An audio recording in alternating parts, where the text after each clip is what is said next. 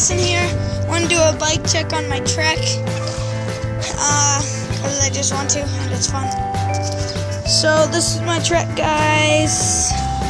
It is the 220. It's like a 2014. I added some stickers to it. Oh, my favorite. And it has, I put cool little valve stems on it.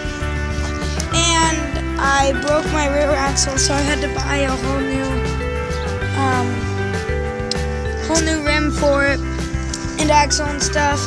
And I actually have little bumps in my axle right there. I have a little bump right there. It kind of stinks, but so it is that I had new grips because mine were falling off. It's pretty nice. It has pretty good tires and stuff. The suspension is pretty good. I like it, so I keep it. The seat's pretty comfortable. It's kind of but cranks are nice. I need to wash it. It's all nasty, but yeah. I need a new chain too. It's kind of messed up.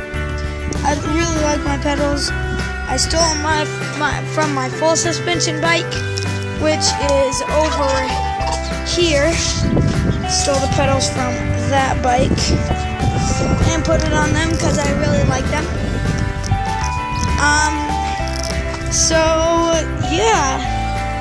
Well, thanks for watching. See you later.